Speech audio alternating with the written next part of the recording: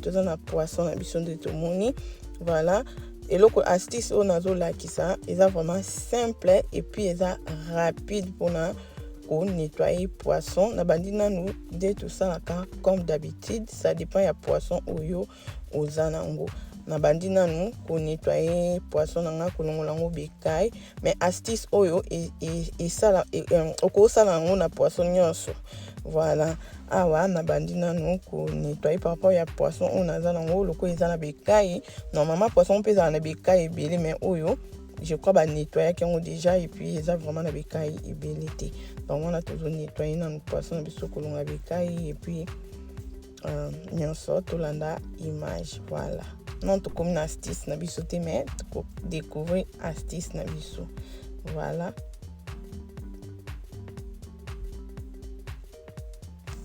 Voilà la famille, tout ce que l'on a poisson na biso bekay. Tout moni poisson na biso skoyo to kozwa. Nga zo sa la poisson ya cham to bakata to zui to fongoli poisson na biso na kati. Tout moni poisson na biso vraiment ndengeza salité. Ba mwindu wana. Voilà. Pasoli poisson na biso ndengezali mwindu skoyo nazo la kende na astuce nanga. Astuce eloko na osala oyo eza éponge na biso oyo to sokola na ba sani eza ya sika. Il faut salela ya sika. Nazo la astuce o soki muto moni yo ko salela no yango te, omoni yango eza bien te otiki. Koya ko commenter oh eza bien te. Soki pona yo moni ki eza bien te, ko salela te bato ba moni ki eza bien, ba sepeli nango ba salela. Voilà, to nettoyer yango nanu avant to salela. Voilà, après to bandi. Donc soko tcheka boui. Salité zo longa. Par rapport à ningi tezaka ozwi mbeli ozo gratter ezo rumela mais o penza rapide même pour na bato basala ba service traiteur bato basala ka ba mbisi pour na ba feti moyen ya rapide ya ko nettoyer poisson yango yo moni soko tcheka boui ezo longwa. Oh poisson na moni ngwa zaki mo tout makasi zaki un peu teti. Donc on a huilé moi ciseaux pour na lungola mo ba mwindu wana kotani zaki donc aza mutu makasi. Et on a zaki mon donc as o eza deuxième poisson na biso bo mona nde tout ça là ezo longa vraiment facile et puis rapide même na kacha mukuwa kuna.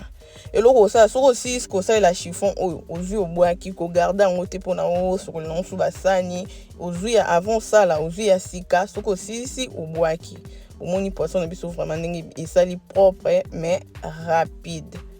Voilà. Astuce na memela kibino yango yo entente aussi si to kati pe poisson na biso bandila ndenge ezaka.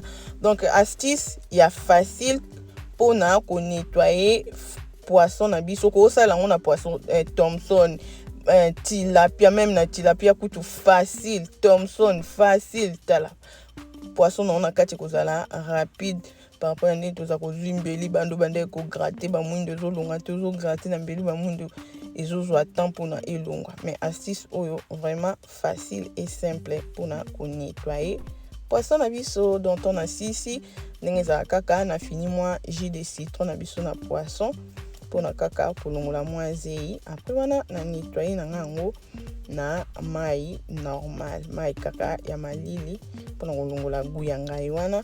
Voilà la famille sur CP na vidéo, aimez, partagez, commentez et kozamala